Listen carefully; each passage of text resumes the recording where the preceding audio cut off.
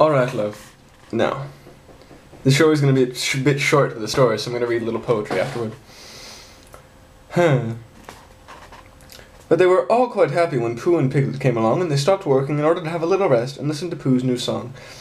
So then they all told Pooh how good it was, and Piglet said carelessly, "It is good, isn't it? I mean, as a song."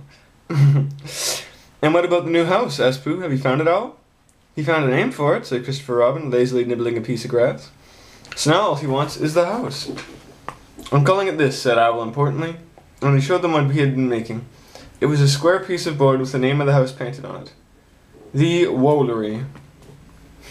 It was at this exciting moment that someone came through the trees and bumped into Owl. The board fell to the ground, and Piglet and Roo bent over eagerly. "Oh, it's you," said Owl crossly. And here's Owl with the Woolery.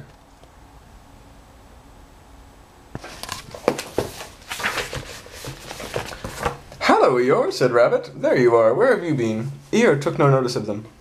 "Good morning, Christopher Robin," he said, brushing away Roo and Piglet and sitting down on the Woolery. "Are we alone?" "Yes," said Christopher Robin, smiling to himself. "I have been told, the news has worked through my corner of the forest, the damp bit down the right which nobody wants, that a certain person is looking for a house. I have found one for him." "Ah, well done," said Rabbit kindly. And here's a picture of Eeyore and Christopher Robin.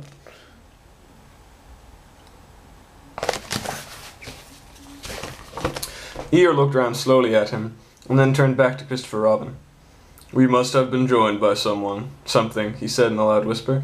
"But no matter. We can leave it behind. If you will come with me, Christopher Robin, I will show you the house." Christopher Robin jumped up. "Come on, Pooh," he said. "Come on, Tigger," cried Roo. "Shall we go, Owl?" said Rabbit. "Wait a moment," said Owl, picking up his notice board, which he had just come back into sight again. Eeyore waved them back. "Christopher Robin and I are going for a short walk," he said. "Not a jostle. If he likes to bring Pooh and Piglet with him, I shall be glad of their company, but one must be able to breathe." "That's all right," said Rabbit, rather glad to be left in charge of something. "We'll go on getting the things out. Now then, Tigger, where's the rope?" "What's the matter, Owl?" Owl, who had just discovered that his new address, the Smudge, was the Smudge, coughed at Eeyore sternly, but said nothing, and Eeyore, with most of the Woolery behind him, on his bum, marched off with his friends. So, in a little while, they came to the house which Eeyore had found, and for some minutes before they came to it, Piglet was nudging Pooh, and Pooh was nudging Piglet, and they were saying, "It is," and "It can't be," and "It is really," to each other. And when they got there, it really was. "There," said Eeyore proudly, stopping them outside of Piglet's house. "And there the name of it and everything." "Oh!" cried Christopher Robin, wondering whether to laugh or what. "That's the house for Owl. Don't you think so, Piglet?"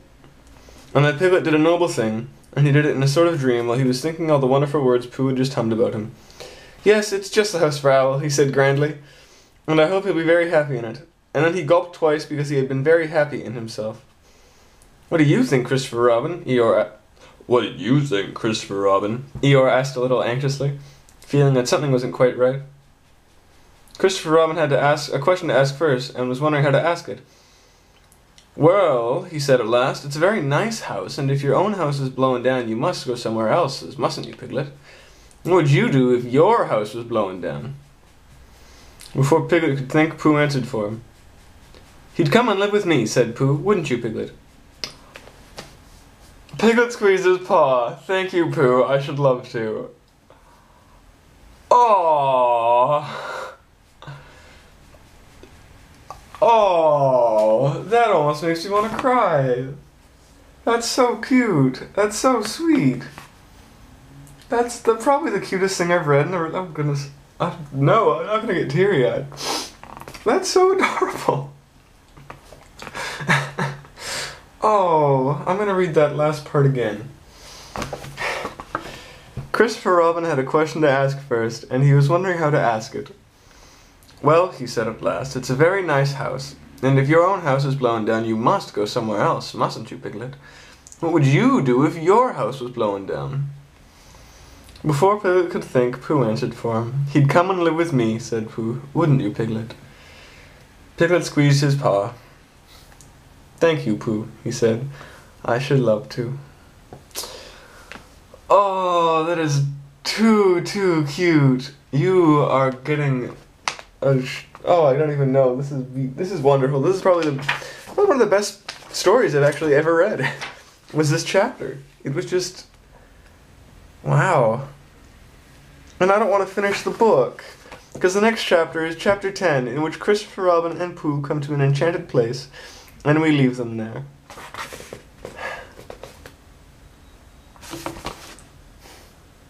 Oh, I love you, Christy. I don't know if I have it in me to read some poetry after that. That was just too adorable. And here's Piglet with picture with Piglet and Eeyore. And Eeyore helped out too for the first time. Eeyore got together and ran in. He ran in and helped them find a new house.